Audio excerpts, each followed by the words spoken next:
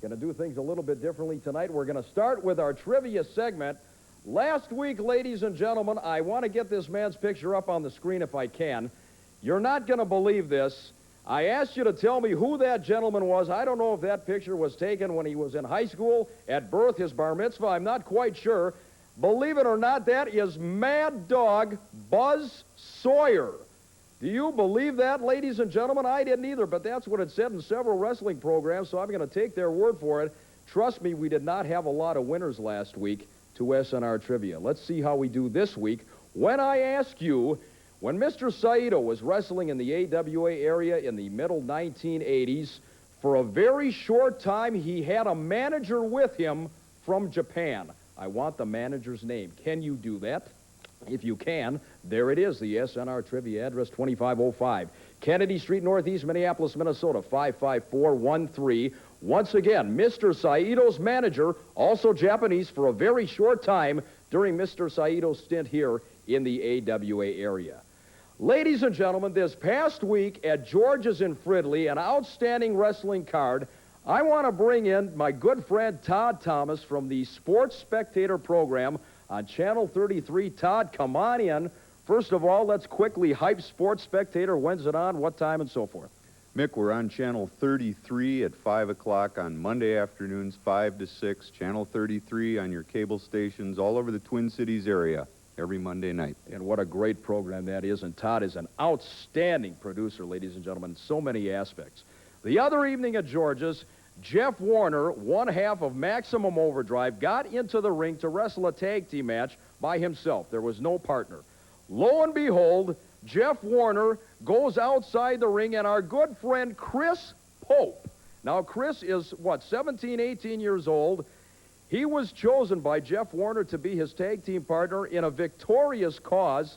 Todd, I know you've brought a video clip along. I've never seen anything like it. Well, Mick, I know in my almost 30 years of wrestling experience, I was just shocked.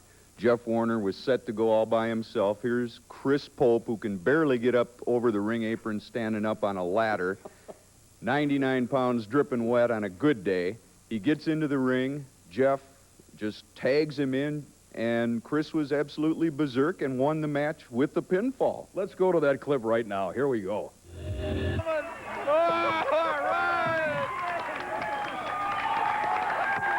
Oh, yeah. Oh, no. I think I've seen it all, folks. Boy, Oh, no. those shots, Stiff, shades of Wahoo McDaniel. those rival There it is. Ric Flair, Ricky Steamboat, Oh, Jeff Warner, Coming down hard. unbelievable. And they're going to do it again. Chris Pope, ladies and gentlemen. No, he's trying. You missed the tag, Chris. There he goes. Go, Chris. Oh, look at this. Unbelievable.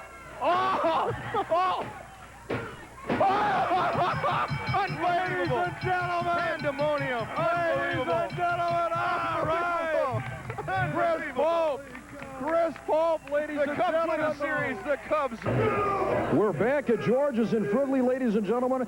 Jeff Warner, I have been following this sport for many, many years. This is a first for me. Chris Pope, the editor of Twin Cities Wrestling Update, sitting at ringside. He can't weigh 100 pounds dripping wet. You chose him as your tag team partner tonight in a victorious fashion.